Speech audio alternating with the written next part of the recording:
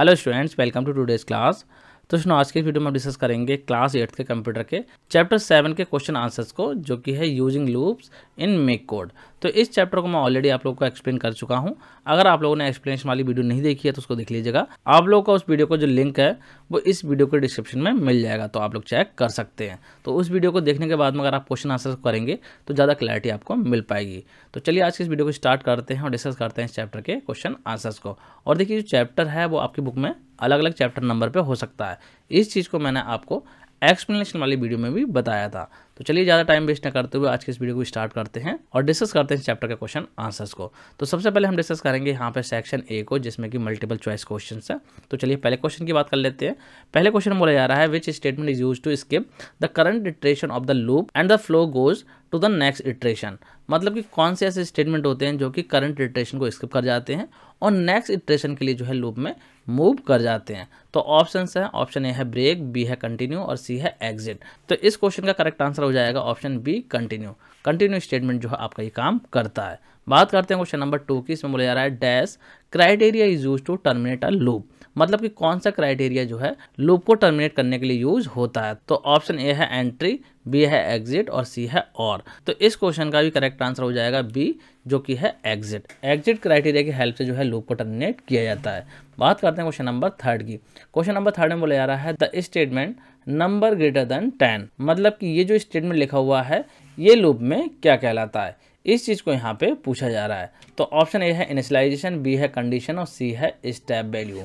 तो इस क्वेश्चन का भी आंसर हो जाएगा ऑप्शन बी कंडीशन। इस तरीके का जो स्टेटमेंट होता है लूप में उसे हम बोलते हैं कंडीशन, मतलब कंडीशन वाला ये पार्ट होता है। बात करते हैं क्वेश्चन नंबर 4 की। इसमें बोला जा रहा है, dash are use to repeat a block of code. मतलब कि किसकी हेल्प से जो हम कोड के ब्लॉक्स को रिपीट कराते हैं। तो ऑप्शन ए है लूप्स, बी है कंडीशनल और सी है सीक्वेंशियल। तो इसका आंसर हो जाएगा ऑप्शन ए लूप्स। लूप की हेल्प से हम क्या करते हैं, किसी कोड के ब्लॉक को रिपीट करवाते हैं। बात करते हैं क्वेश्चन नंबर 5 की। क्वेश्चन नंबर 5 में बोला जा रहा है, which of the following loop contains another loop inside it.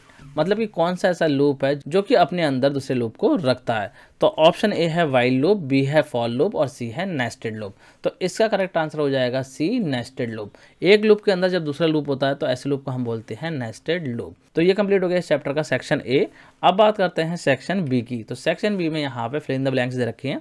तो चलिए पहले फिल इन द ब्लैंक को डिस्कस कर लेते हैं। इसे बोला जा रहा है, the for loop is also called a dash loop. मतलब कि फॉर लूप को और क्या कहा जाता है। तो इसका आंसर हो जाएगा यहाँ पे definite loop. For loop is also called definite loop, क्योंकि यहाँ पे हमें पता होता है कि लूप को हमें कितनी बार एग्जीक्यूट करना है। बात करते हैं क्वेश्चन नंबर 2 की। इसमें बोला जा रहा है, the while block is present in the dash block type in MakeCode Arcade. मतलब कि जो व्हाइल ब्लॉक होता है वो किस टाइप के ब्लॉक टाइप में आपका दे रखा होता है। जब हम मेक कोड में कोडिंग करते हैं तो व्हाइल लूप का जो ब्लॉक होता है वो कहाँ पे हमें मिलता है। तो इसका आंसर हो जाएगा लूप्स ब्लॉक। लूप्स के नाम से ब्लॉक आ रहा होता है, उसके अंदर हमें मिलता है व्हाइल लूप। बात करते हैं क्वेश्चन नंबर 3 की। इसमें बोला जा रहा है, and dash loop run endlessly. मतलब कि कौन सा लूप जो है आपका एंडलेसली चलता रहता है। कहने का मतलब ऐसा लूप जो कि बंद ना हो। तो ऐसे लूप को हम बोलते हैं इनफिनाइट लूप, जो कि आपका कंटिन्यूसली चलता रहता है। बात करते हैं क्वेश्चन नंबर 4 की। इसमें बोला जा रहा है, dash means repeating a set of statement until a certain condition is met. मतलब कि पर्टिकुलर सेट ऑफ स्टेटमेंट अगर आपके रिपीट होते रहते हैं जब तक कि कंडीशन ट्रू नहीं होती है, तो इस चीज को हम क्या बोलते हैं। तो इस चीज को बोला जाता है लूपिंग। इसका आंसर हो जाएगा लूपिंग। बात करते हैं क्वेश्चन नंबर 5 की। इसमें बोला जा रहा है, to enter into the while loop the condition evaluate to dash. मतलब कि व्हाइल लूप के अंदर जाने के लिए कंडीशन को क्या होना चाहिए, फॉल्स होना चाहिए या फिर ट्रू होना चाहिए। तो इसका आंसर हो जाएगा ट्रू। अगर कंडीशन ट्रू होगी तभी आपका व्हाइल लूप चलेगा, अदरवाइज नहीं चलेगा। तो ये कंप्लीट हो गया इस चैप्टर का बी सेक्शन, जिसमें कि फिल इन द ब्लैंक्स थे। अब बात करते हैं इस चैप्टर के सी सेक्शन की, जिसमें कि ट्रू फॉल्स है।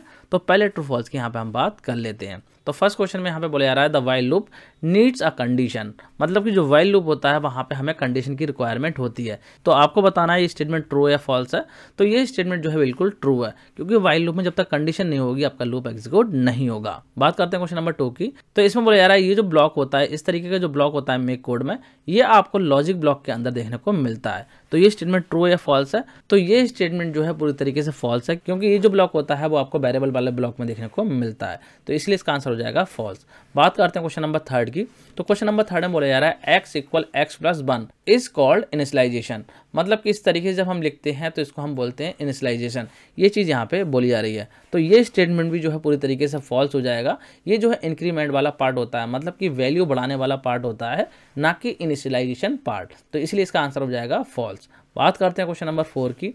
इसमें बोला जा रहा है the continue statement skips the current iteration of the loop. मतलब कि जो कंटिन्यू स्टेटमेंट होता है वो लूप के करंट इटरेशन को स्किप कर जाता है। तो ये स्टेटमेंट बिल्कुल सही है, इसका आंसर हो जाएगा ट्रू। कंटिन्यू जो स्टेटमेंट होता है इसका यही काम होता है।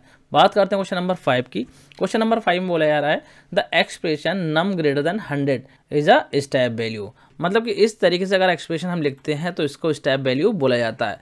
तो ये स्टेटमेंट भी जो है पूरी तरीके से फॉल्स है। स्टेप वैल्यू जो है इस तरीके से जब हम इंक्रीमेंट करते हैं तो इसको बोला जाता है, ना कि इसको। ये हमारा होता है कंडीशन वाला पार्ट। तो इसलिए इसका आंसर भी हो जाएगा फॉल्स। तो ये कंप्लीट हो गया इस चैप्टर का सेक्शन सी। बात करते हैं इस चैप्टर के सेक्शन डी की। तो सेक्शन डी में यहाँ पर कुछ क्वेश्चंस दे रखे हैं जिनके कि आपको आंसर लिखने हैं। तो चलिए इनको भी डिस्कस कर लेते हैं। पहला क्वेश्चन है what are the different types of loop. मतलब कि मेक कोड में कौन कौन से टाइप के लूप होते हैं। तो मेक कोड में जो है आपके मेनली 3 टाइप के लूप होते हैं, जिसमें कि पहला होता है व्हाइल लूप, दूसरा होता है फॉर लूप और तीसरा होता है नेस्टेड लूप। ये 3 तरीके के लूप जो है आपको मेक कोड में देखने को मिलते हैं। तो ये हो जाएगा इस क्वेश्चन का आंसर। बात करते हैं अगले क्वेश्चन की, जो कि है क्वेश्चन नंबर 2। इसमें बोला जा रहा है what are the 4 component of while loop. मतलब कि जो व्हाइल लूप होता है उसके 4 कंपोनेंट्स क्या क्या होते हैं। तो चलिए इसके आंसर को भी डिस्कस कर लेते हैं। देखिए व्हाइल लूप की अगर हम बात करें तो इसमें जो 4 कंपोनेंट होते हैं उसमें पहला पार्ट होता है इनिशियलाइजेशन, फिर कंडीशन होती है, उसके बाद में स्टेप वैल्यू होती है, देन लूप की बॉडी होती है। तो इस तरीके से 4 कंपोनेंट जो है व्हाइल लूप में होते हैं। मुझे लग रहा है आप लोग को ये क्वेश्चन भी क्लियर हो गया होगा। बात करते हैं क्वेश्चन नंबर 3 की। तो क्वेश्चन नंबर 3 में बोला जा रहा है डिफाइन एग्जिट क्राइटेरिया। जो एग्जिट क्राइटेरिया होता है लूप में, इसको आपको डिफाइन करना है। तो चलिए बात करते हैं इसके आंसर की भी। देखिए लूप में जो है एक टर्मिनेटिंग कंडीशन हो जो कि फॉल्स भी होनी चाहिए, जिससे कि लूप के अंदर जो कोड पड़ा हुआ है वो एक पर्टिकुलर कंडीशन के बेस पे रिपीट होना बंद हो जाए। तो बेसिकली जो एग्जिट क्राइटेरिया होता है इसकी यही इंपॉर्टेंस होती है। इसकी हेल्प से जो है लूप एक पर्टिकुलर कंडीशन पे जाके एग्जिट हो जाता है। यहाँ पे देखिए इस आंसर को मैंने आपको सिंपल लैंग्वेज में समझा दिया है। बेसिकली जो लिखा हुआ है इसका यही मतलब है। तो कुछ इस तरीके से इस क्वेश्चन का आंसर आप लिख सकते हैं। बात करते हैं क्वेश्चन नंबर 4 की। क्वेश्चन नंबर 4 में बोला जा रहा है what is a break statement. तो ब्रेक स्टेटमेंट जो होता है इसका काम होता है लूप को ब्रेक करना। मतलब कि एक पर्टिकुलर कंडीशन जब मैच कर जाती है तो उस केस में क्या करता है, लूप को टर्मिनेट कर देता है, या फिर आप कह सकते हैं ब्रेक कर देता है। तो ये हो जाएगा इस क्वेश्चन का आंसर। तो ये कंप्लीट हो गया इस चैप्टर का सेक्शन डी। अब बात करते हैं इस चैप्टर के सेक्शन ई की। तो सेक्शन ई में जो है कुछ कॉम्पिटेंसी बेस्ड क्वेश्चन दे रखे हैं, उनको भी हम यहाँ पे डिस्कस कर लेते हैं।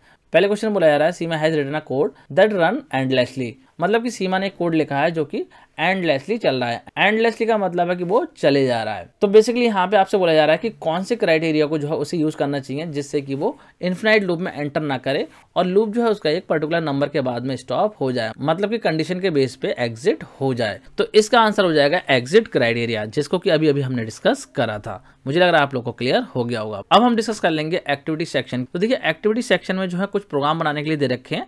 यहाँ पे देखिए मैं आपको प्रैक्टिकली बना के नहीं दिखाऊंगा, लेकिन उसका कोड जो है मैं आपको दिखा दूंगा कि मेक कोड में जो आप किस तरीके से ब्लॉक्स को अरेंज कर लेंगे, जिससे कि बाद में जो आप उसको कंप्यूटर लैब में बना के देख सकें। तो चलिए बात करते हैं। तो देखिए पहला जो प्रोजेक्ट है या फिर आप कह सकते हैं क्वेश्चन है, इसमें बोला जा रहा है कि आपको एक ऐसा प्रोग्राम बनाना है जिसमें कि म्यूजिक को आपको बटन्स की हेल्प से कंट्रोल करना है। तो इस काम को करने के लिए आप मेक कोड में ब्लॉक्स को कुछ इस तरीके से अरेंज कर सकते हैं। जब इस तरीके से अरेंज करेंगे तो आप बटन्स की हेल्प से म्यूजिक को कंट्रोल कर पाएंगे। तो इसी तरीके से आप भी जो है ब्लॉक्स को अरेंज करके देख लीजिएगा। अगर आप लोग को ये प्रैक्टिकली समझना है तो आप लोग कमेंट करके बता दीजिएगा, मैं इसको प्रैक्टिकली समझा दूंगा। बात करते हैं अगले क्वेश्चन की। तो इसमें बोला जा रहा है कि मेक कोड में आपको एक ऐसा प्रोग्राम बनाना है जहां पे एक नंबर की जो है टेबल प्रिंट हो जाए। मतलब कि एक नंबर आप एंटर करें और उसकी टेबल प्रिंट हो जाए। तो इस काम को करने के लिए जो आपका कोड रहेगा वो कुछ इस तरीके से रहेगा। मेक कोड में जो है आप ब्लॉक्स को इस तरीके से अरेंज करेंगे। यहाँ पे सेट वाले ब्लॉक में आप वो नंबर डाल देंगे जिसकी टेबल आपको प्रिंट करनी है, और उसके बाद में जो ब्लॉक्स हैं वो इस तरीके से अरेंज कर देना। तो इसको भी जो मैं आपको प्रैक्टिकली करके नहीं दिखा रहा हूँ। अगर आप लोग को इसको भी प्रैक्टिकली समझना है तो कमेंट करके बता दीजिएगा, इसको भी मैं प्रैक्टिकली समझा दूंगा। तो स्टूडेंट इसी के साथ हमने इस चैप्टर के सारे क्वेश्चंस को कंप्लीट कर लिया है। जितने भी क्वेश्चन इस चैप्टर में दे रखे थे उन सबके मैंने आपको आंसर प्रोवाइड कर दिए हैं। आई होप आप लोग को क्लियर हो गए होंगे। तो स्टूडेंट आज की इस वीडियो में इतना ही। Thanks for watching.